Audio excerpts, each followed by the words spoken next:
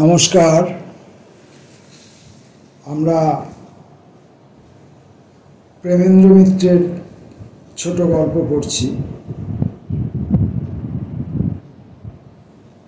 প্রেমেন্দ্র মিত্রের ছোট গল্পগুলির মধ্যে সব গল্পগুলোই যে খুব ছোট, মানে আয়তনে ছোট তেমনটা নয়, তবে অবশ্যই ছোট গল্পের সংজ্ঞা অনুযায়ী নিশ্চয়ই ছোট, সেটা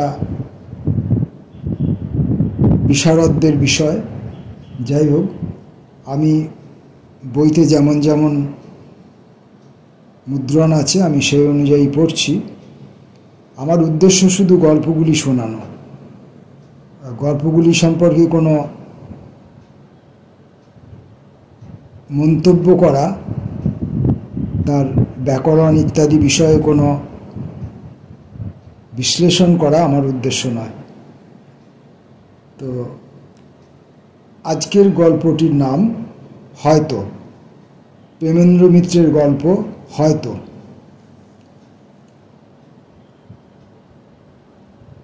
গভীর দুর্যোগের রাত্রি।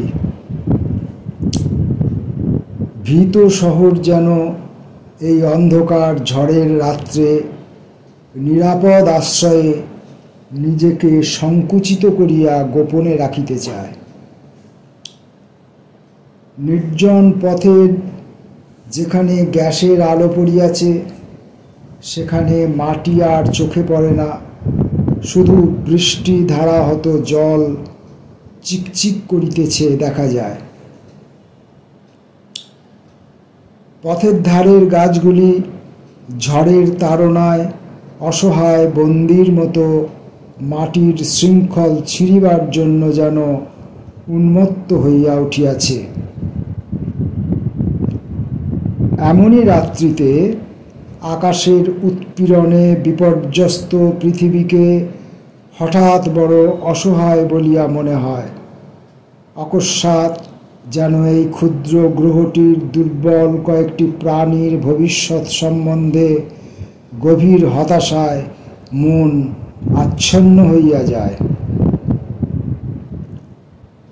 পথের ধারে গ্যাসের আলোগুলি কেমন নিষ্প্রভ হইয়া গেছে।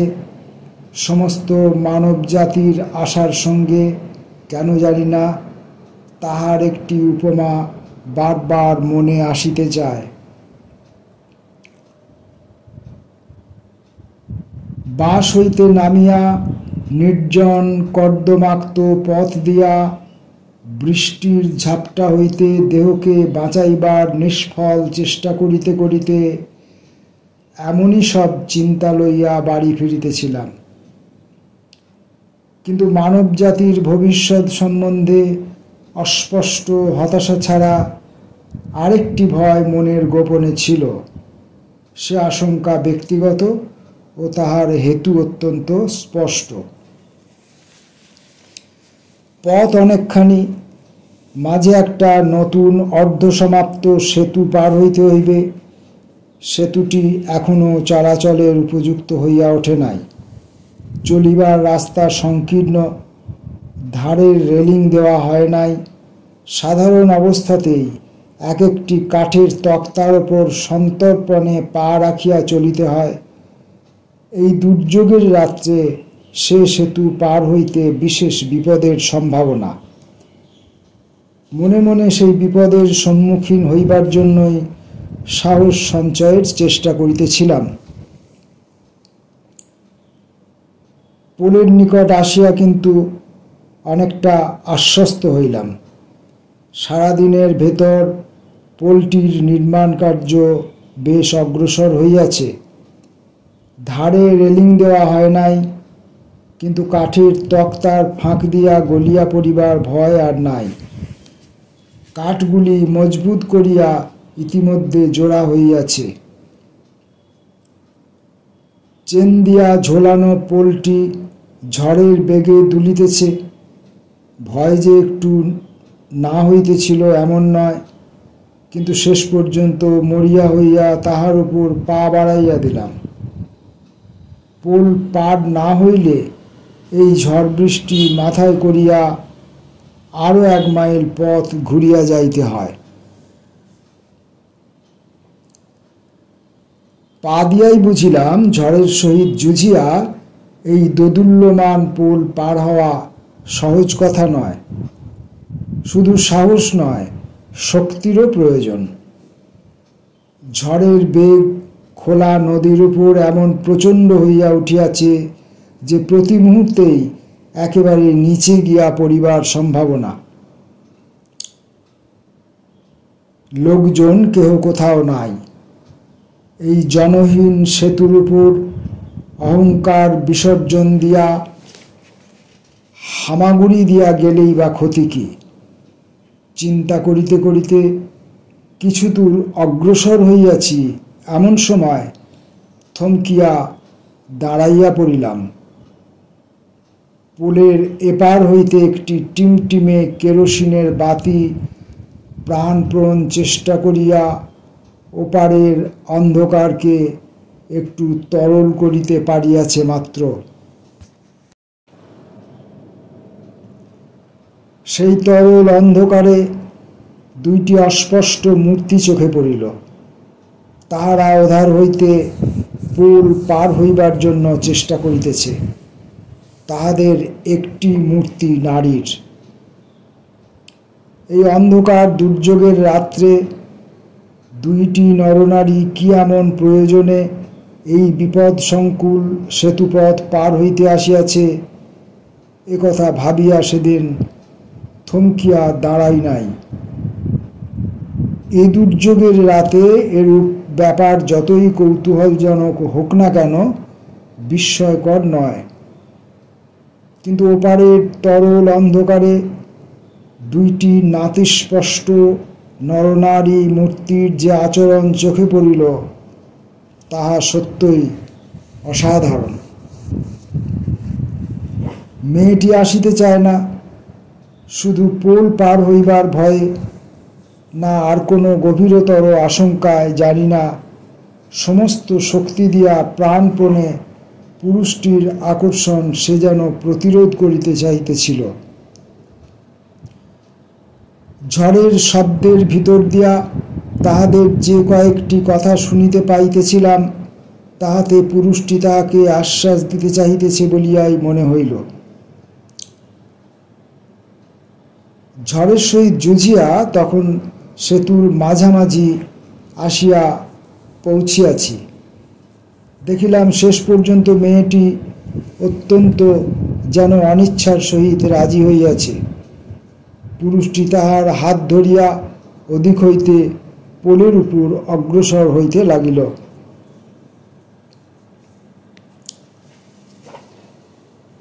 আরও খানিকটা অগ্রসর হইয়া তাহাদের মুখোমুখি হইলাম। পুরুষ ও মেয়েটি উভয়ই সর্বাঙ্গে 3 পুরু কাপড় মুড়ি দিয়া আছে, কিন্তু সেই কাপড়ের জঙ্গলের ভিতরেই কেরোসিন তেলের বাতির অস্পষ্ট আলোকে মেয়েটির মুখটি চকিতে দেখিয়া আর একবার চমকিয়া উঠিলাম। শীর্ণ রুগ্ন মুখে 2টি দীর্ঘায়ত চোখ। সে চোখে অসহায় আতঙ্কের যে ছবি প্রত্যক্ষ করিলাম, তাহা মানুষের চোখে সম্ভব বলিয়া ভাবি নাই। কৌতূহল বাড়িয়া যাইতেছিল, কিন্তু উপায় কি? পোল প্রায় পার হইয়া আসিয়াছি। এমন সময় পিছনে অমানসিক চিৎকার শুনিয়া চমকিয়া ফিরিয়া দাঁড়াইলাম। সর্বনাশ! আমার চোখের উপর অসহায় চিৎকার করিয়া মেয়েটি পোলের ধার হইতে টাল সামলাইতে না পারিয়া নিচে পড়িয়া গেল। যথাসম্ভব তাড়াতাড়ি সেখানে ছুটিয়া গেলাম। পুরুষটি বোধহয় আতঙ্কে হতবুদ্ধি হইয়া গিয়াছিল। যেভাবে সে কাঠের মতো আড়ষ্ট হইয়া দাঁড়াইয়া আছে, তাহাতে তাহার নিকট কোনো সাহায্য পাইবার আশা নাই বুঝিলাম। কিন্তু অন্ধকারে এই ঝড়ের ভিতর গভীর নদী হইতে মেয়েটিকে উদ্ধার করিবার জন্য আমি বা কি করিতে পারি? এতক্ষণে স্রোতের টানে সে কোথায় তলাইয়া গিয়াছে কে জানে। সাঁতার জানিলেও এই রাত্রে তাহাকে নদী হইতে উদ্ধার করা একরকম অসম্ভব। সাঁতারও জানি না। হঠাৎ বহু নিম্ন হইতে অস্পষ্ট কাতর আহ্বান শুনিয়া চমকিয়া উঠিলাম। পর মুহূর্তেই তাহার শাড়ির প্রান্তটুকু চোখে পড়িল। পড়িবার সময় তাহার শাড়ির একটি অংশ কেমন করিয়া লোহার একটি বল্টুতে আটকাইয়া গিয়াছে। মেয়েটি জলে পড়ে নাই, কাপড়ের সহিত জড়াইয়া নিম্নমুখ হইয়া অন্ধকারে নদীর উপর ঝুলিতেছে।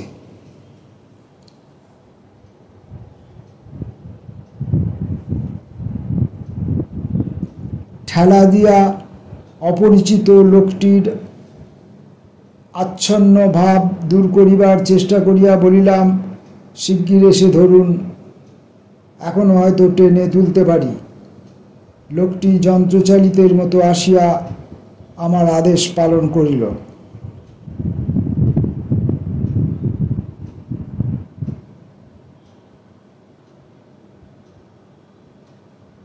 মেয়েটি সেদিন নিশ্চিত মৃত্যু হইতে শেষ পর্যন্ত রক্ষা পাইয়াছিল। কৃতজ্ঞতা বিনিময়ের তখন সময় ছিল না, পরিচয় জিজ্ঞাসারও নয়, নইলে অনেক কথাই হয়তো শুনিতে পারিতাম। সাবধানে তাহাদের পার করিয়া দিয়া আবার সেই পোলের উপর দিয়া সভয়ে পার হইবার সময় যে কয়েকটি কথা শুনিতে পাইয়াছিলাম, তাহাই আমার মনে চিরন্তন সন্দেহ ও বিস্ময় জাগাইয়া রাখিয়াছে। মেয়েটি পুরুষের সহিত চলিয়া যাইতে যাইতে বলিতেছিল, কি আশ্চর্য দেখো, পড়ে যাবার সময় আমার যেন মনে হলো তুমি আমায় ঠেলে দিলে। পা ফসকে তো পড়িনি, আমার যেন ঠিক মনে হলো তুমি ঠেলে দিলে।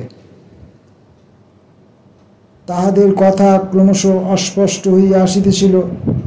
লোকটির হাসি শুনিতে পাইলাম, সে যেন বলিতেছে, পাগল, কি যে বলো, আমি ঠেলে দেব তোমায়। সে ঘটনাটি ভুলিতে পারি নাই। সময়ে অসময়ে সেই বিপদসংকুল সেতুর উপর অস্পষ্টভাবে দেখা মূর্তি দুইটি সম্বন্ধে নানা সন্দেহ, নানা প্রশ্ন মনে জাগে। তাহারা সেই ঝড়ের রাত্রে কেন, কোথা হইতে সে পোল পার হইতে আসিয়াছিল, মেয়েটি কেমন করিয়া পড়িয়া গিয়াছিল, রক্ষা পাইয়া অমন কথাই বা সে বলিল কেন, এবং তাহার পর তাহারা কোথায় যে গেল তাহার কিছুই জানি না। তবু তাহাদের সম্বন্ধে অস্পষ্টভাবে নানা কথা মন রচনা করে।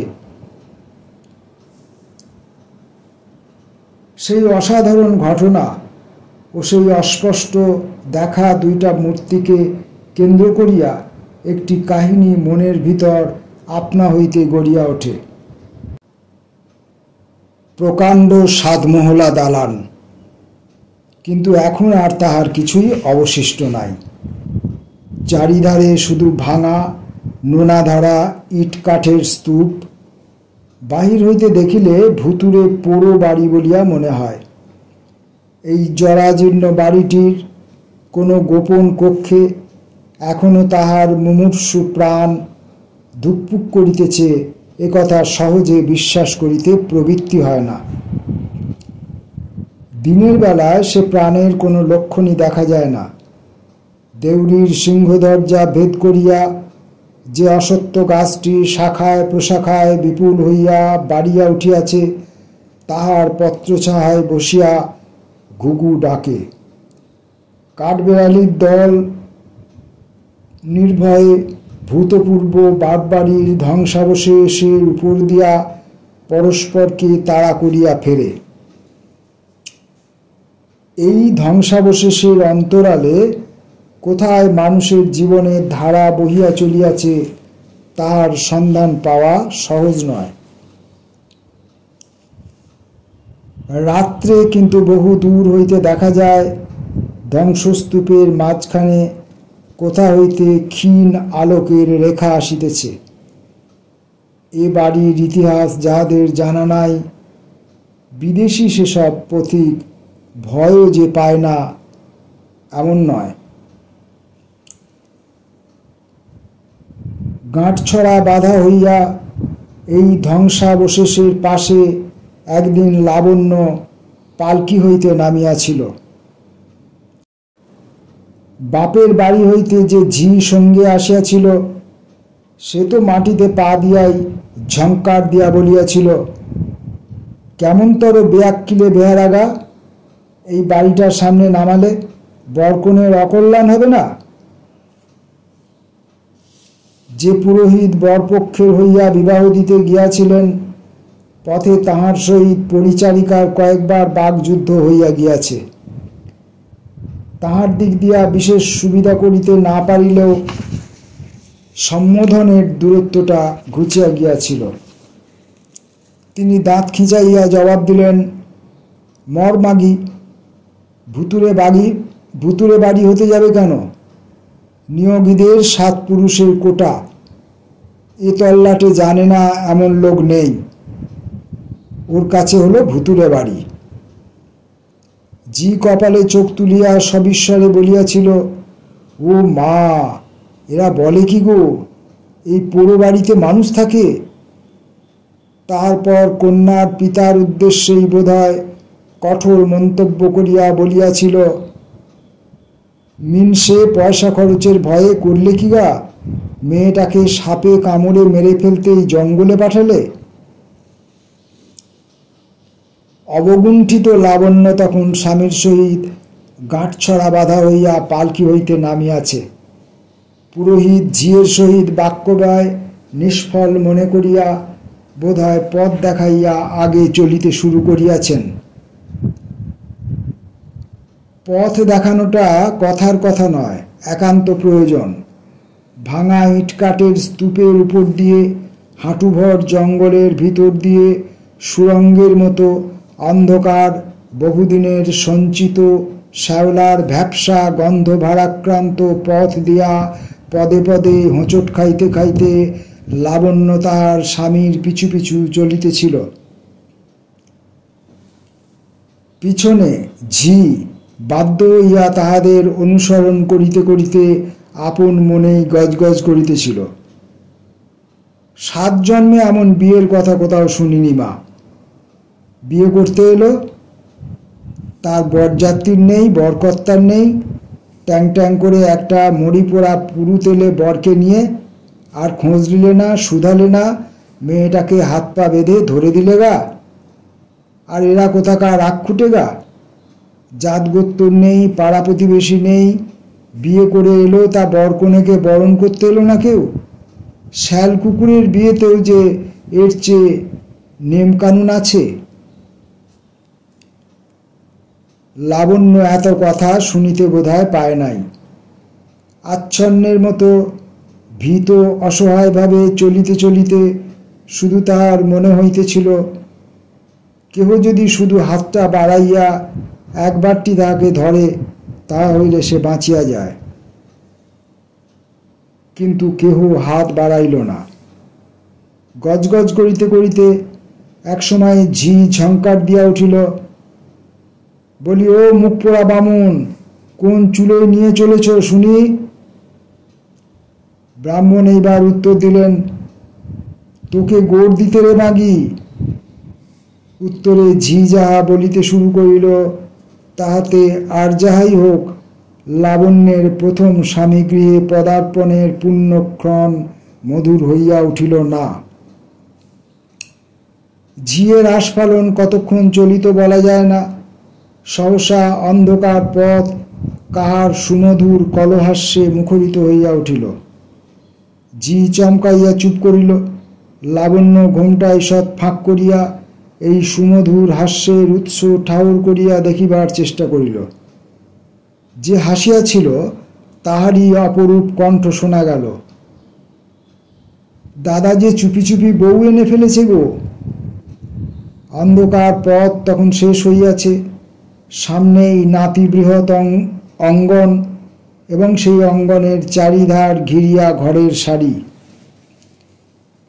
আলোতে আসিয়া দাঁড়াইতেই শাঁখ বাজানো থামাইয়া যে মেয়েটি আসিয়া লাবণ্যের মুখের ঘোমটা সরাইয়া আর একবার মধুর হাস্যে সমস্ত বাড়ি মুখর করিয়া তুলিল, তাহার মুখের দিকে একটি নিমেষের জন্য চাহিয়া চোখ নামাইলেও লাবণ্যের বিস্ময়ের আর অবধি রহিল না। নারীর দেহে এত রূপ সম্ভব? লাবণ্যের কখনো জানিবার সুযোগ হয় নাই। মেয়েটি হাসিয়া বলিল, ও মা, কেমন বউ গো, প্রণাম করে না কেন? প্রণাম করতে জানে না? কাহাকে প্রণাম করিতে হইবে কিছুই বুঝিতে না পারিয়া লাবণ্য হেঁট হইয়া মেয়েটিকে প্রণাম করিতে যাইতেছিল। মেয়েটি খিলখিল করিয়া হাসিয়া সরিয়া গিয়া বলিল, আমাকে নয় গো, আমাকে নয়, পিসিমাকে দেখতে পাচ্ছ না? লাবণ্য দেখিল, দেখিয়া বুঝি অজ্ঞাতে একটু শিহরিয়া উঠিল। শকুনির মতো শীর্ণ বিভৎস মুখের কানা একটি চোখের ভয়ঙ্কর দৃষ্টি দিয়া মূর্তিমতী জরা যেন তাহাকে বিদ্ধ করিতেছে। লাবণ্যের সংসার শুরু হইল।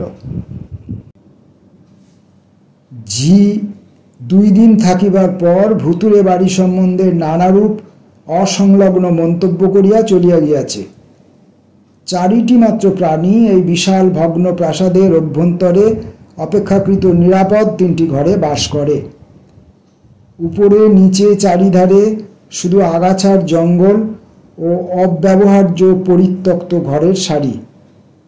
তাহার কোনোটির কড়িকাঠ ঝুলিয়া ছাদ পড় হইয়াছে, কোনোটার দেয়াল বসিয়া পড়িয়াছে। মাকড়সা, চামচিকে ও ইঁদুর তাহাদের সবগুলিকেই দখল করিয়া আছে। পোড়ো বাড়ির ঘরগুলির মতো বাড়ির বাসিন্দাগুলিও রহস্যময়। পিসিমা বলিয়া প্রথম দিন যাহাকে প্রণাম করিতে হইয়াছিল তাহার দেখাই বড় মিলে না। অন্ধকার একটা ঘরের কোণে সারাদিন তিনি খুটখাট করিয়া কি যেন করেন, কিছুই জানিবার উপায় নাই। সে ঘরে কাহাকেও প্রবেশ করিতে দিতে সে চাহে না, একথা বুঝিতে লাবণ্যের বিশেষ বিলম্ব হয় নাই। দৈবাৎ কখনো সামনাসামনি পড়িয়া গিয়া চোখাচোখি হইয়া গেলে তিনি এমনভাবে তাহার দিকে তাকান যে অকারণে লাবণ্যের বুকের ভিতর পর্যন্ত হিম হইয়া যায়। স্বামীকে সে বুঝিতে পারে না। সারাদিন কাজকর্ম লইয়া একরকম সে ভুলিয়া থাকে। রাত্রে কিন্তু শয়ন ঘরে ঢুকিতে তাহার কেমন যেন ভয় করে। ঘরটি প্রকাণ্ড, কড়িকাঠ যেখানে যেখানে দুর্বল সেখানে বাঁশের ঠেকো দিয়া তাহাকে জোর দিবার চেষ্টা করা হইয়াছে বলিয়া বড় অদ্ভুত দেখায়। 2 ধারে 2টি জানালা, একটি খুলিলে সম্মুখের প্রকাণ্ড বাঁশবাগান ও পুকুর চোখে পড়ে, আরেকটি বন্ধই থাকে। একদিন খুলিতে গিয়া ভয়ে আর লাবণ্য সে চেষ্টা করে নাই। সে জানালার পাশেই অব্যবহার্য একটি অন্ধকার ঘর ভাঙা কাঠ কাটরা জঙ্গলে বোঝাই হইয়া আছে। জানালা খুলিবা মাত্র ঝটপট কিসের একটা শব্দ শুনিয়া সভয়ে আবার লাবণ্য বন্ধ করিয়া দিয়াছিল। হয়তো চামচিকাই হইবে, কিন্তু লাবণ্যের ভয় যায় নাই। লাবণ্য ঘরে ঢুকিয়া হয়তো দেখে স্বামী আগে আগেই বিছানায় বসিয়া আছে, তাহার দিকে ভ্রুক্ষেপও নাই। সংকুচিতভাবে সে খানিকক্ষণ দাঁড়াইয়া থাকে, তারপর ধীরে ধীরে হয়তো বিছানার এক পাশে বসে। স্বামী তবুও ফিরিয়া চাহে না, নিজের চিন্তাতেই তন্ময় হইয়া থাকে। তাহার পরে হঠাৎ এক সময় স্বামী তাহাকে জড়াইয়া ধরিয়া আদরে চুম্বনে একেবারে অভিভূত করিয়া দেয়। স্বামীর কঠিন বাহুবন্ধনের ভিতর নিশ্চিন্ত আরামে আত্মসমর্পণ করিতে গিয়া কিন্তু লাবণ্য সম্পূর্ণ সফল হয় না। তার মনের কোণায় যেন একটা বাধা থাকিয়া যায়। সস্নেহে তাহাকে কাছে বসাইয়া বাম বাহু দিয়া তাহার কণ্ঠ জড়াইয়া ধরিয়া স্বামী জিজ্ঞাসা করে, তোমার এখানে কষ্ট হচ্ছে না তো লাবণ্য? লাবণ্য ঘাড় নাড়িয়া জানায়, না, তাহার কষ্ট হইতেছে না। আমাকে তোমার পছন্দ হয়েছে তো? অত্যন্ত সাধারণ স্বামী স্ত্রীর প্রশ্নোত্তর সলজ্জভাবে হুঁ বলিয়া লাবণ্য স্বামীর বুকে মুখ লুকাইয়া ফেলে। কিন্তু এই সাধারণ কথাবার্তা হঠাৎ অসাধারণ রূপ গ্রহণ করে। স্বামী সজোরে তাহার মুখটা তুলিয়া হঠাৎ উগ্রকণ্ঠে বলে, অত্যন্ত সহজে হুঁ বলে ফেললে? কেমন পছন্দ হওয়াটা তোমাদের কাছে এমনি সহজ ব্যাপার? লাবণ্য কিছু বুঝিতে না পারিয়া সবিস্ময়ে চাইয়া থাকে। স্বামীর গলা আরও চড়িয়া যায়। উত্তেজিতভাবে বলিতে থাকে, একবার জড়িয়ে ধরে কাছে টেনে নিলেই পছন্দ হয়ে গেল? এই তো পছন্দের দাম, কেমন না? লাবণ্য চুপ করিয়া থাকে। স্বামী বিছানা হইতে উঠিয়া পড়িয়া ক্ষিপ্তের মতো জিজ্ঞাসা করে, বলো, চুপ করে আছো কেন? উত্তর দিতে পারো না? এ কথার উত্তরে কি বলিতে হইবে কিছু বুঝিতে না পারিয়া লাবণ্য চুপ করিয়া থাকে। স্বামী অশান্তভাবে ঘরের ভিতর পায়চারিয়া করিয়া বেড়ায়, কিন্তু স্বামীর উত্তেজনা যেমন বেগে আসে তেমনি তাড়াতাড়ি শান্ত হইয়া যায়। শান্তভাবে আবার তাহার কাছে আসিয়া বসিয়া বলে, রাগ করলে লাবণ্য? লাবণ্য ধরা গলায় বলে, না, তুমি এমন করছিলে কেন? ও কিছু নয়, তোমার সঙ্গে একটু ঠাট্টা করলাম। তুমি আমার সারা জীবন সত্যি ভালোবাসবে তো? বাসবে? লাবণ্যের মুখে হাসি দেখা দেয়। আর একবার স্বামীর বুকে মাথা রাখিয়া সে ধীরে ধীরে অর্ধস্ফুট স্বরে বলে, তুমি বুঝি বাসবে না? কিন্তু স্বামীর ঠাট্টার সমাপ্তি ওইখানেই নয়। অর্ধেক রাত্রে হঠাৎ ঘুম ভাঙিয়া হয়তো লাবণ্য দেখে ঘরের দেওয়ালে টাঙানো বাতিটি উজ্জ্বলভাবে জ্বলিতেছে এবং স্বামী বিছানায় উঠিয়া বসিয়া তাহার মুখের দিকে অপলক দৃষ্টিতে তাকাইয়া আছে। সে দৃষ্টিতে অনুরাগের কোমলতা নাই, সে দৃষ্টি তীব্র, তীক্ষ্ণ। লাবণ্য চোখ খুলিয়া চাহিতেই স্বামী যেন অপ্রস্তুত হইয়া চোখ ফিরাইয়া সরিয়া বসে। লাবণ্য জিজ্ঞাসা করে, অমন করে উঠে বসেছিলে কেন গো? না, কিছু না, তুমি ঘুমের মধ্যে কি যেন বলছিলে তাই শুনছিলাম। কি বলছিলাম? না না, কিছু বলনি। যদি কিছু বলো তাই শুনছিলাম বলিয়া কথাটাকে উড়াইয়া দিয়া স্বামী তাহার উঠিয়া পড়ে।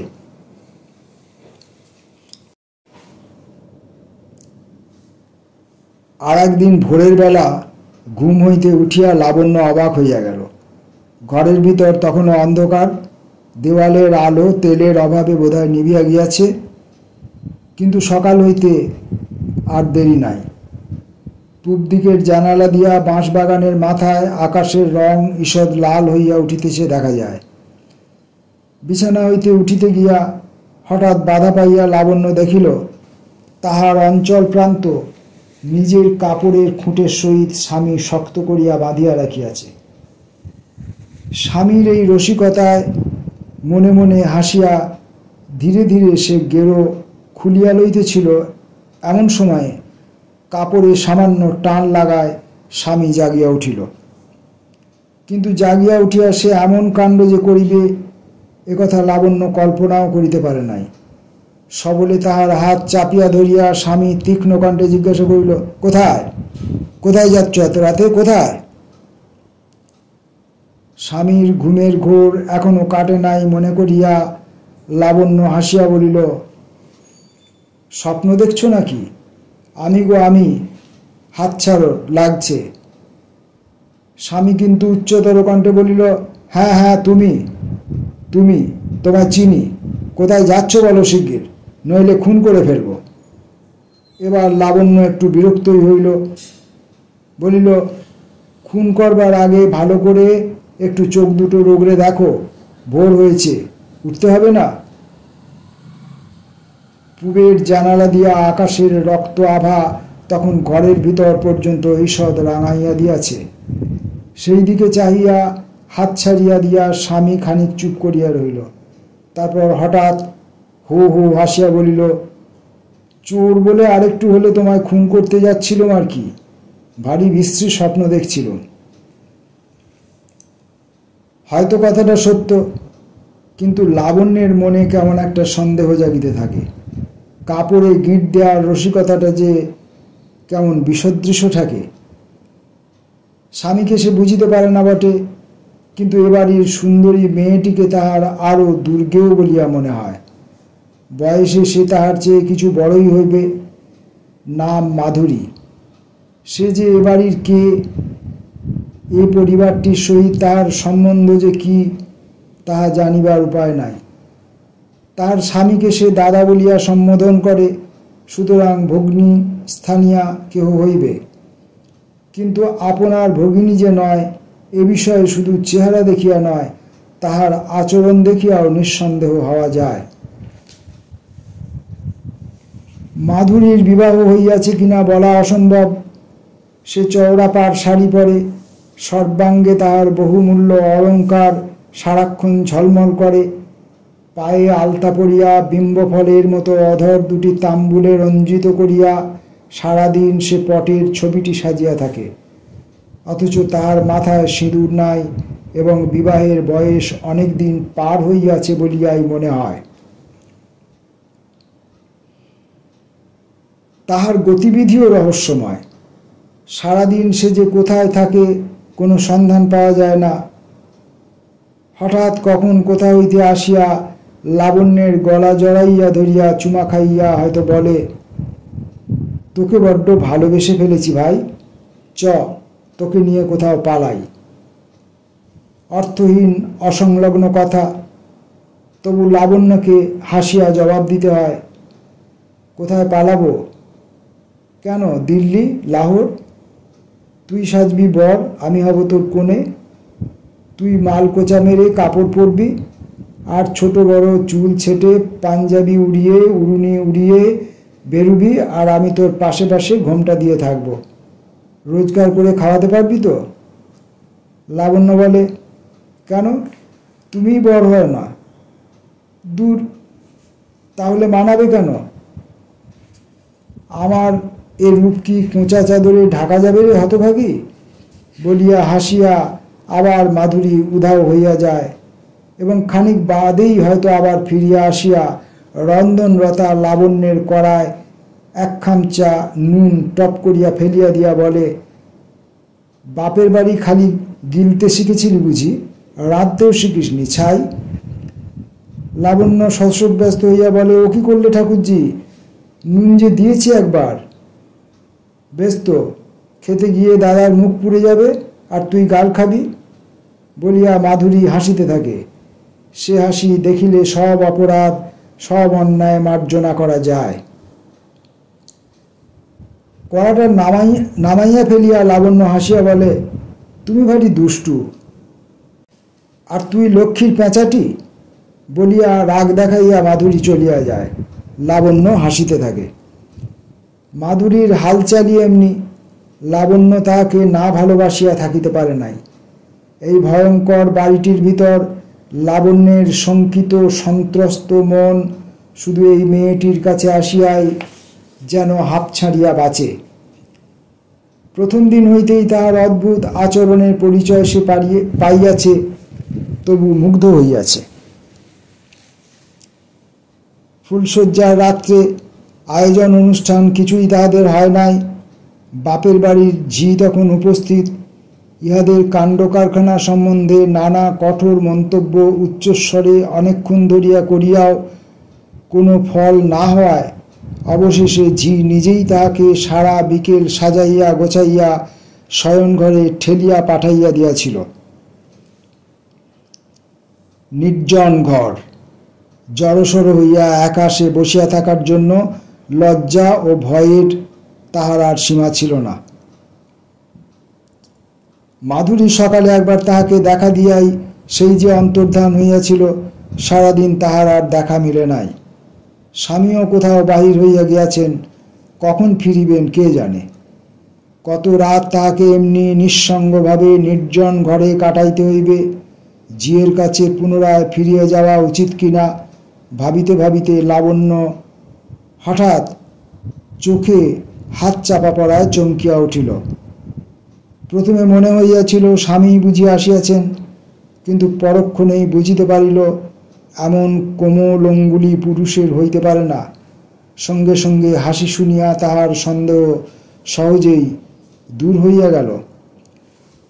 মাধুরী খিলখিল করিয়া হাসিয়া তার চোখ ছাড়িয়া দিয়া সামনে আসিয়া হাত মুখ নাড়িয়া চোখের অপরূপ ভঙ্গি করিয়া বলিল, মেয়ের কি আস্পর্ধা! উনি ভেবেছেন ওর বর বুঝি এসে চোখ টিপছে, বরের দায় পড়েছে। পরিচয় তখনও গভীর হয় নাই, তবু লাবণ্য না বলিয়া থাকিতে পারে নাই। যা, আমি বুঝি তাই ভেবেছি। তবে কি ভেবেছ শুনি? ও পাড়ার বেন্দাবষ্টম এসে চোখ টিপছে? যা বলিয়া চোখ তুলিয়া মাধুরীর দিকে চাহিয়াই লাবণ্য একেবারে অবাক হইয়া গিয়াছিল। সর্বাঙ্গ পুষ্পাভরণে অলঙ্কৃত করিয়া মাধুরী সাক্ষাৎ বনদেবীর মতোই সাজিয়া আসিয়াছে। সে রূপ দেখিয়া চোখ ফেরানো দুষ্কর। এত ফুলই বা সে কোথা হইতে সংগ্রহ করিল কে জানে। অমন করে অবাক হয়ে দেখছিস কি বল দেখি বলিয়া লাবণ্যের পাশে বসিয়া পড়িয়া মাধুরী আবার বলিল, এখন বল দেখি, তোর ফুলশয্যা না আমার? অদ্ভুত কথা। তবু লাবণ্য হাসিয়া বলিয়াছিল, তোমারই তো দেখছি, শেষ পর্যন্ত দেখতে পারবি তো? বলিয়া সহসা কলহাস্যে সমস্ত ঘর মুখরিত করিয়া মাধুরী জোর করিয়া লাবণ্যকে ঠেলিতে ঠেলিতে আবার বলিয়াছিল, তবে বেরো ঘর থেকে, দেখি তোর বুকের জোর। লাবণ্য হাসিতেছিল। ঠেলা দিতে দিতে সত্য সত্যই তাহাকে দরজার কাছ পর্যন্ত সরাইয়া লইয়া গিয়া হঠাৎ মাধুরী থামিয়া বলিয়াছিল, এই যে মহিদা, আর বুঝি তর সইল না? এই নাও বাপু, তোমার বউ এখনো পর্যন্ত আস্তই আছে, আর একটু হলেই ঠেলে ঘরের বার করে দিয়েছিলাম আর কি। মহিম দরজায় দাঁড়াইয়াছিল, মুখ তাহার অত্যন্ত গম্ভীর। মাধুরীর রসিকতা তাহাকে স্পর্শই করে নাই যেন। স্বামীর সামনে পড়িয়া গিয়া লাবণ্য একেবারে লজ্জায় জড়সড় হইয়া ন যজৌ ন তস্থৌ অবস্থায় দাঁড়াইয়া পড়িয়াছিল। মাধুরী তাহাকে হিড় হিড় করিয়া টানিয়া একেবারে বিছানার উপর ফেলিয়া দিয়া বলিল, নে তাড়াতাড়ি দখল কর ভাই, আমি যাই। মানুষের মন তো, মতিভ্রম হতে কতক্ষণ। মহিমের দিকে হাসিয়া একবার চাহিয়া মাধুরী বাহির হইয়া গিয়াছিল, কিন্তু কিছুক্ষণ বাদেই ফিরিয়া আসিয়া দরজা হইতে একটা পুঁটুলি ঘরের ভিতর ফেলিয়া দিয়া বলিয়াছিল, তোমার বইয়ের ফুলের গহনা নাও মহিদা, তাড়াতাড়িতে দিতে ভুলে গিয়েছিলাম। মহিম গম্ভীর মুখে পুঁটুলিটা তুলিয়া লইয়া বিছানার উপর নামাইয়া খুলিতেই দেখা গিয়াছিল তাড়াতাড়ি খুলিবার দরুন বা পুঁটুলি করিয়া বাঁধিবার জন্য যে কারণেই হোক ফুলগুলি সমস্তই চটকানো। মাধুরীর সব আচরণের অর্থ বোঝা যাক বা না যাক, লাবণ্য সেই দিনই তাহাকে ভালোবাসিয়া ফেলিয়াছিল। রহস্যপুরীর মাঝখানে এমনি করিয়া দ্বিধায় দ্বন্দ্বে ভয়ে আনন্দে লাবণ্যের দিন একরকম কাটিয়া যাইতেছিল। বিমাতা শাসিত বাপের বাড়িতে সুখের সহিত পরিচয় তাহার বড় বেশি হয় নাই, সুতরাং এখানকার দুঃখে অভাবে বড় বেশি বিচলিত হইবার কথা তাহার নয়। এ বাড়ির রহস্য ভীতিও ক্রমশ তাহার গা সওয়া হইয়া আসিতেছিল। বাপের বাড়ি হইতে কালে ভদ্রে কেহ খোঁজ লইতে আসে, সেখানে যাইবার কিন্তু তাহার আর উপায় নাই, সে বোঝে। বুঝি তাহার ইচ্ছাও নাই। এখানেও কোনো রকমে জীবনের দিনগুলি কাটাইয়া দিবার সাহস ও সহিষ্ণুতা সে অনেকটা সঞ্চয় করিয়াও ফেলিয়াছিল, কিন্তু তাহা হইবার নয়। সকালবেলা দূরে কোথাও যাইতে হইবে, তাই তাড়াতাড়ি সেদিন মহিম খাওয়া সারিয়া লইয়াছে। পান দিবার জন্য লাবণ্য ঘরে ঢুকিয়াছিল। মহিম তাহাকে বুকের কাছে টানিয়া লইয়া বলিল, আমি কিন্তু আজ যদি আসতে না পারি, তোমার একলা রাতে শুতে ভয় করবে না তো লাবণ্য? ভয় তাহার করিবেই, কিন্তু স্বামীকে সে কথা বলিয়া উদ্বিগ্ন করা উচিত হইবে কিনা বুঝিতে না পারিয়া সে চুপ করিয়া রহিল। মহিম আবার জিজ্ঞাসা করিল, কি গো, বলো না, ভয় করবে? একটু ইতস্তত করিয়া লাবণ্য বলিল, না, ভয় কি? না, ভয় কি? ভয় তোমার হবে কেন? একলা শুধুই চাও, একলাই ভালোবাসো, কেমন? সেই স্বরে ব্যঙ্গের আভাস পাইয়া বিস্মিত হইয়া মুখ তুলিয়া লাবণ্য দেখিল স্বামীর মুখ অস্বাভাবিক রকম কঠিন হইয়া উঠিয়াছে। স্বামীর অদ্ভুত আচরণের সহিত তাহার এতদিনে ভালো পরিচয় হইয়া গিয়াছে। একটু ক্ষুণ্ণ স্বরে বলিল, ভয় পাব না বললেও দোষ হয় নাকি? জানি না বাপু। না, দোষ আর কি বলিয়া মহিম সে কথা চাপা দিল। কিন্তু কিয়ৎক্ষণ পরেই তাকে ডাকিয়া বলিল, যাবার আগে তোমাকে একটা জিনিস দেখিয়ে যেতে চাই, দেখবে? কি জিনিস? এসো আমার সঙ্গে। স্বামীর এই ছেলে মানুষিতে সায় দিবে কিনা লাবণ্য বিচার করিতেছিল, কিন্তু মহিম তাহাকে সে অবসর দিল না। হাত ধরিয়া এক প্রকার জোর করিয়াই টানিয়াই তাহাকে যেখানে আনিয়া দাঁড় করাইল, সেইটি পরিত্যক্ত একদিকের মহলের পুরাতন অব্যবহার্য একটি ঘর। মূর্ছে পড়া তালা খুলিয়া লাবণ্যকে ভিতরে ঢুকাইয়া তার হাতে একটি দেশলাই দিয়া মহিম বলিল, আচ্ছা, এই দেশলাইটা জ্বালো দেখি। লাবণ্য দেশলাই জ্বালিতেছিল। হঠাৎ পিছনে দরজা বন্ধের শব্দ শুনিয়া সবিস্ময়ে তাকাইয়া দেখিল স্বামী বাহিরে গিয়া দরজা ভেজাইয়া দিয়াছেন।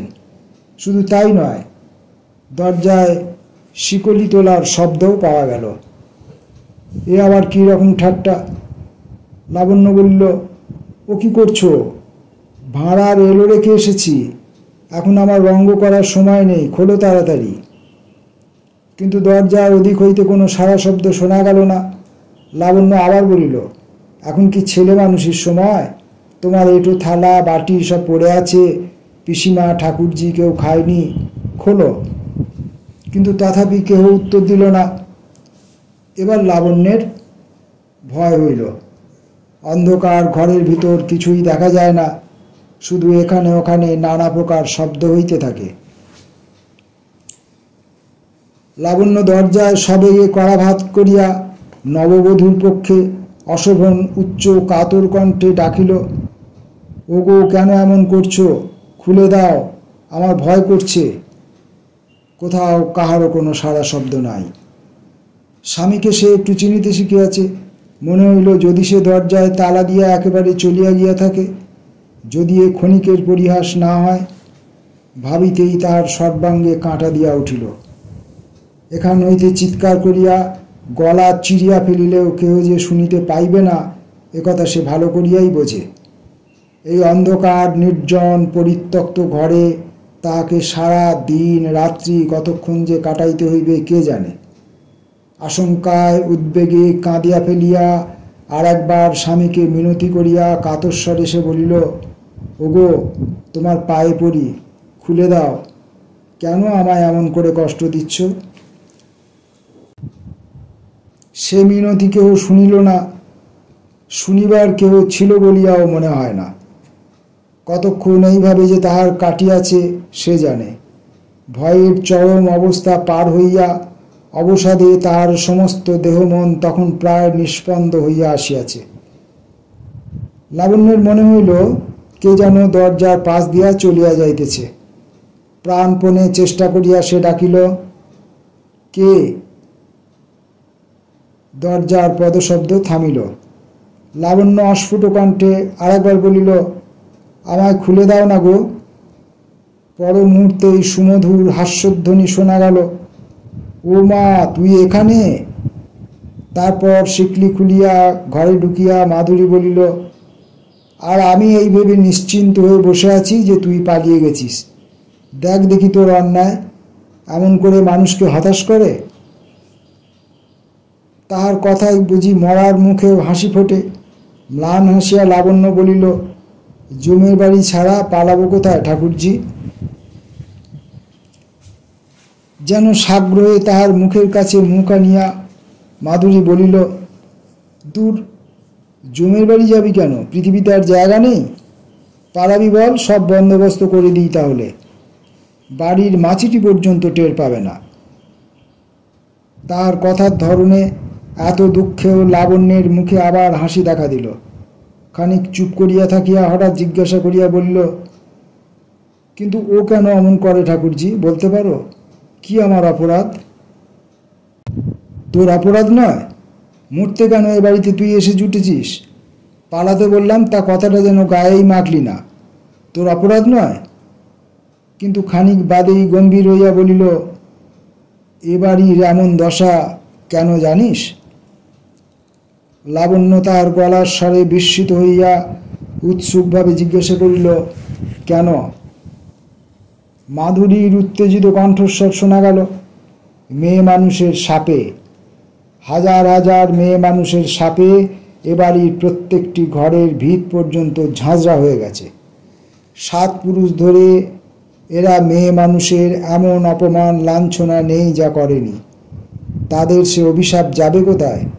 যা নিয়ে একদিন ছিনিমিনি খেলেছে তারই জন্য দুর্ভাবনা আজ তোর বরের বুক কুড়ে কুড়ে খাচ্ছে। ও যে সেই শেষ বংশের বাতি। কথা কইতে কইতে তাহারা তখন অঙ্গনের আলোকে নামিয়া আসিয়াছে। সে আলোয় মাধুরীর মুখের চেহারা দেখিয়া লাবণ্যের বিস্ময়ের আর সীমা রহিল না। অমানসিক রাগে ও ঘৃণায় তাহার সেই পরম সুন্দর মুখ বিভৎস হইয়া উঠিয়াছে। মাধুরীর সব কথা ভালো করিয়া লাবণ্য সেদিন বুঝিতে পারে নাই, কিন্তু তাহার মনের কোণে একটা অহৈতুক আশঙ্কের সঞ্চার হইয়াছিল। সে আতঙ্ক স্বামীর আচরণে ক্রমশই বাড়িয়া চলিল।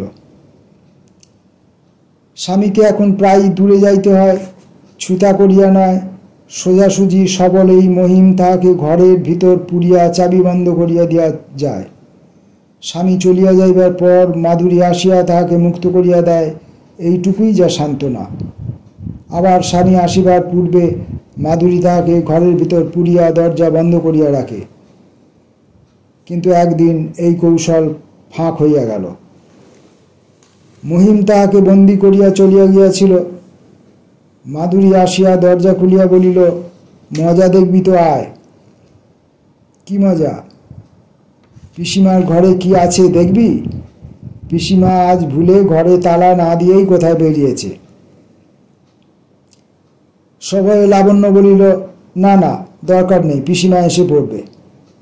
কিন্তু মাধুরী ছাড়িবার পাত্র নয়, বলিল, এলেই বা, মেরে তো আর ফেলতে পারবে না দুটো জোয়ান মেয়েকে। লাবণ্য তবুও আপত্তি করিতেছিল। মাধুরী তাহাকে একরকম জোর করিয়াই টানিয়া লইয়া গেল। পিসিমা ঠিক তালা দিতে ভোলে নাই, তবে দৈবাত চাবিকাঠি ঠিক লাগে নাই, তালা আলগাই আছে। মাধুরী দরজা খুলিয়া লাবণ্যকে টানিয়া লইয়া ঘরে প্রবেশ করিল। ঘর অন্ধকার। সে অন্ধকারে চোখ অভ্যস্ত হইয়া যাওয়ার পর দেখা গেল সংকীর্ণ ঘরে কোথাও আর স্থান নাই। ছোট বড় বাক্স, প্যাঁটরা, সিন্দুক, বাসনকোসন, কাপড় চোপড়ে ছাদ পর্যন্ত বোঝাই হইয়া আছে। লাবণ্য ভয়ে ভয়ে বলিল, দেখা তো হলো, চলো এবার যাই। মাধুরী বলিল, দূর, এখনো কিছুই দেখিসনি। তারপর ঝট করিয়া একটা বাক্সের ডালা খুলিয়া সে প্রথমে যে জিনিসটি বাহির করিয়া আনিল, অন্ধকারেও তাহার স্বরূপ বুঝি লাবণ্য চমকিয়া উঠিল। সেকালের জড়োয়ার গহনা। লাবণ্যের মনে হইল অন্ধকারে তাহার মূল্যবান পাথরগুলি হিংস্র সরীসৃপের চোখের মতোই যেন তাহার দিকে ক্রূর দৃষ্টিতে চাহিয়া আছে। লাবণ্যের বুকের ভিতরটা অকারণে ভয়ে শুকাইয়া আসিতেছিল। বলিল, চলো চলো ঠাকুরজি, আমার ভালো লাগছে না। তুই তো আচ্ছা ভয় কাতুরে। মাধুরী সশব্দে বাক্সটা মেঝের উপর উজাড় করিয়া ফেলিয়া বলিল, নে, বেছে নে। বুড়ির ঘরে এমন জিনিস জমা হয়ে থেকে কোনো লাভ আছে কি? না না ঠাকুরজি, চলো। কিন্তু মাধুরীর চোখ দুইটা তখন কিসের উন্মত্ততায় জ্বলিতেছে। বাক্সের পর বাক্স, পাত্রের পর পাত্র সে মেঝের উপর করিয়া ফেলিতেছিল। কঠিন স্বরে বলিল, না, দেখি আগে সব। গহনা, টাকা, মোহর, মণিরত্ন, এই প্রাচীন লুপ্তপ্রায় পরিবারের সমস্ত সম্পদ বৃদ্ধা বুঝি তার ঘরে সঞ্চিত করিয়া রাখিয়াছে। সেই সম্পদ আগলাইয়া ডাইনির মতো সে দিনরাত্রি বসিয়া থাকে। অন্ধকারে তাহাদের দিকে চাহিয়া থাকিতে থাকিতে প্রাণীহীন প্রস্তরের অস্বাভাবিক জ্যোতির প্রখরতা তাহার চোখেও যেন ফুটিয়া উঠিয়াছে। সহসা লাবণ্য মাগো বলিয়া অস্ফুট চিৎকার করিয়া উঠিল। মাধুরী চোখ তুলিয়া দেখিল, বৃদ্ধা দরজায় দাঁড়াইয়া হিংস্র সাপদের মতো তাহাদের দিকে চাহিয়া আছে। সে শুধু এক মুহূর্তের জন্য। পরক্ষণেই শোনা গেল বৃদ্ধা সশব্দে দরজা বন্ধ করিয়া বাহির হইতে শিকল তুলিয়া দিতেছে। সঙ্গে সঙ্গে মাধুরীর কলহাস্যে ঘর মুখরিত হইয়া উঠিল।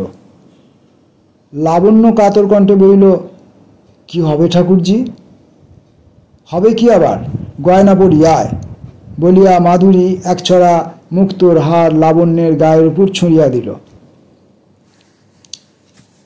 সারাদিন বন্দি থাকিবার পর সন্ধ্যায় মহিম পিসিমার সহিত আসিয়া দরজা খুলিল। ইতিমধ্যে কি তাহাদের কথাবার্তা হইয়াছিল বলা যায় না, কিন্তু মহিম এ ব্যাপারে উল্লেখ পর্যন্ত করিল না। একগা গহনা পরিয়া পিসিমার দিকে তাচ্ছিল্যের দৃষ্টি হানিয়া মহিমের দিকে ব্যঙ্গের হাসি হাসিয়া মাধুরী বাহির হইয়া গেল। পিসিমা বা মহিম তাহাকে কেহ কোনো পর্যন্ত বাধা দিল না। নীরবে রাত্রি কাটিল। সকাল হইতে দুপুর পর্যন্ত কোনো কথাই হইল না। বিকালে হঠাৎ মহিম আসিয়া বলে, চলো, যেতে হবে। লাবণ্য সবিস্ময়ে স্বামীর মুখের দিকে চাহিল, কিন্তু বুঝিতে পারিল না। মহিম আবার বলিল, ওঠো, যেতে হবে। কোথায় জানি না। মহিম আলনা হইতে একটা চাদর লইয়া তাহার গায়ের উপর ছুঁড়িয়া দিয়া বলিল, আর কিছু নিতে হবে না, ওঠো। তার গলার স্বরে ভয় পাইয়া লাবণ্য উঠিয়া দাঁড়াইল। কাতর কণ্ঠে একবার শুধু প্রশ্ন করিল, কোথায় যাবে? মহিম উত্তর দিল না। তার একটি হাত শক্ত করিয়া ধরিয়া ধীরে ধীরে অগ্রসর হইল। আবার সেই অন্ধকার সুড়ঙ্গের মতো পথ, আবার সেই হাঁটুভর জঙ্গল, ইটকাঠের স্তূপ পার হইয়া লাবণ্য স্বামীর সহিত বাহির হইয়া আসিল। পিছনে বাড়ির আঙিনায় সর্বাঙ্গ অলঙ্কারে ভূষিত করিয়া সুন্দরী মাধুরী তাহাদের যাত্রাপথের দিকে সকৌতুক দৃষ্টিতে চাহিয়াছিল। এইটুকু শুধু সে দেখিয়া আসিয়াছে। এ বাড়িতে প্রথম প্রবেশের সময় যে কলহাস্য তাহাকে অভ্যর্থনা করিয়াছিল, সেই কলহাস্যই বিদায়ের বেলায় তাহার কর্ণে ঝঙ্কৃত হইতে লাগিল। ট্রেনে সারা পথ কোনো কথা হয় নাই। শহরে যখন আসিয়া পৌঁছিল তখন রাত্রি হইয়াছে। তাহার উপর দারুণ দুর্যোগ। সারা শহরের উপর ঝড় ও বৃষ্টির উচ্ছৃঙ্খল মাতামাতি চলিয়াছে। একটা গাড়ি ভাড়া করিয়া মহিম লাবণ্যকে লইয়া উঠিয়া বসিল। গাড়োয়ান জিজ্ঞাসা করিল, কোথায় যেতে হবে হুজুর? যেখানে খুশি। গাড়োয়ান এমন কথা হয়তো আগেও শুনিয়াছে। সে দ্বিরুক্তি না করিয়াই গাড়ি হাঁকাইয়া দিল। গাড়ি কিছুক্ষণ চলিবার পর মহিম প্রথমে কথা বলিল, এবং কথা বলিল যেন একেবারে নতুন মানুষ হইয়া। বলিল, তোমায় অনেক কষ্ট দিয়েছি লাবণ্য। এতদিনের ব্যবহারে আমায় মনে মনে তুমি ঘৃণা করতে শুরু করেছো কিনা তাও জানি না, কিন্তু একটি কথা বুঝে আজ আমায় ক্ষমা করতে অনুরোধ করছি লাবণ্য। ও বাড়ির হাওয়া পর্যন্ত বিষাক্ত। এইটুকু জেনে তুমি আমায় মার্জনা করতে পারবে না কি কখনো? অন্ধকারে ডান হাতটি বাড়াইয়া স্বামীর হাতটি খুঁজিয়া লইয়া লাবণ্য এই স্নেহস্বরে অভিভূত হইয়া গিয়া বলিল, কেন তুমি এসব কথা বলছো? বলো দেখি, মনে আমার কিছু থাকলে তোমার সঙ্গে এমন করে আসতে পারতাম? মহিম গাঢ়স্বরে ডাকিল, লাবণ্য। লাবণ্য স্বামীর বুকে মাথা রাখিয়া বলিল, কি? আবার আমরা সহজ মানুষের মতো সংসার আরম্ভ করতে পারি না কি লাবণ্য? 7 পুরুষের পাপ দেহ থেকে ধুয়ে ফেলে আবার নতুন জন্ম পাওয়া যায় নাকি? যেখানে কেউ আমাদের জানে না, এমন জায়গায় একেবারে নতুন করে জীবন আরম্ভ করলে আবার আমি সহজ হতে পারবো নাকি? কেন পারবে না? তুমি জানো না লাবণ্য, কত বাধা, রক্তের ভেতর কত বিষ জমে আছে, কিন্তু এই বিষ থেকে আমি মুক্ত হবই শুধু যদি তোমার ভালোবাসা পাই। তোমায় আমি ভালোবাসি না? বাসো, বাসো জানি, কিন্তু অসুস্থ মনে অকারণ সন্দেহ জাগে। সে সন্দেহে মিছে পুড়ে মরি, তোমাকেও পোড়াই। তুমি শুনে হাসবে লাবণ্য, কিন্তু তুমি ও কথাটি প্রতিদিন আমাকে বলো, স্মরণ করিয়ে দিলে আমি যেন জোর পাই। গাড়োয়ান ঝড় বৃষ্টির মধ্যে উদ্দেশ্যবিহীনভাবে ঘুরিয়া ঘুরিয়া হয়রান হইয়া একসময় বলিল, সারা রাত ধরে তো ঘুরতে পারি না বাবু। আচ্ছা থাক বলিয়া সেই ঝড় বৃষ্টির মধ্যে অপরিচিত স্থানেই মহিম হঠাৎ লাবণ্যের হাত ধরিয়া নামিয়া পড়িল। গাড়োয়ান ভাড়া বুঝিয়া পাইয়া অবাক হইয়া কি ভাবিতে ভাবিতে চলিয়া গেল সেই জানে। মহিম বলিল, ভয় করছে না তো লাবণ্য? চাদরটা ভালো করিয়া মুড়িয়া দিয়া স্বামীর বুকের কাছে ঘেঁষিয়া দাঁড়াইয়া লাবণ বলিল, না, কিন্তু কোথায় যাবে? চলো না যেদিকে খুশি। ঝড় বৃষ্টি থামলে যেখানে গিয়ে উঠব সেইখানে ভাববো আমাদের নবজন্ম হলো। লাবণ্য কথা কহিল না, স্বামীর হাত ধরিয়া নীরবে চলিতে শুরু করিল। উদ্দেশ্যহীন চলা। কোনো সময়ে তাহারা ছোট নদীটির ধারে আসিয়া পৌঁছাইয়াছে জানিতেও পারে নাই। মহিম বলিল, চলো, ওই পুল পার হয়ে যাব। এবার লাবণ্য একটু ইতস্তত করিল, বলিল, কিন্তু ও পুল ভাঙা কিনা কে জানে? যদি পড়ে যাও? তুমিও আমার সঙ্গে পড়বে, পারবে না পড়তে? আবার তাহার চোখের সেই অদ্ভুত দৃষ্টি দেখিয়া লাবণ্য চমকিয়া উঠিল। গাড়ির নিরাপদ আশ্রয়ে লাবণ্যকে বুকের কাছে ধরিয়া যে স্বপ্ন সে দেখিয়াছিল, এতখানি পথ হাঁটিতে হাঁটিতে তাহা মহিমের মন হইতে কখন লুপ্ত হইয়া গিয়াছে। কি বিশ্বাস নারীকে করা যায়, কি তাহার প্রেমের মূল্য! আজ সে ভালোবাসিয়াছে, কাল বিশ্বাসঘাতকতা করিতে তাহার কতক্ষণ? তাহার চেয়ে এই মধুরতম মুহূর্তটিকেই চিরন্তন করিয়া রাখিয়া নিশ্চিন্ত হওয়া যায় নাকি? এই সন্দেহের দোলা হইতে চিরদিনের মতো রক্ষা পাইয়া তাহার ক্লান্ত মন যে তাহা হইলে পরম বিশ্রাম লাভ করিতে পারে। ভালোবাসা জীবনে যদি আপনাকে অপমানই করে, তখন তাহাকে মৃত্যুর মধ্যে অমর করিয়া রাখিলে ক্ষতি কি? লাবণ্যের হাত ধরিয়া দোদুল্যমান সেতুর উপর দিয়া যাইতে যাইতে অকস্মাৎ মহিম তাহাকে ঠেলিয়া দেয়। তাহার পরের কথা বলিয়াছি, আমার কাহিনী ওইখানেই আসিয়াই থামিয়াছে। পোল পার হইয়া মহিম লাবণ্যকে লইয়া কোথায় গিয়াছে আমি জানি না। আমার কল্পনার অন্ধকারে তাহারা বিলীন হইয়া গিয়াছে। কে জানে, মাধুরী হয়তো সেই জনহীন ধ্বংসাবশিষ্ট প্রাসাদের কক্ষে কক্ষে এখনও প্রেতিনীর মতো ঘুরিয়া বেড়ায়। হয়তো আর কোথাও জীবনের সেতু হইতে মহিম লাবণ্যকে কবে ঠেলিয়া দিয়াছে।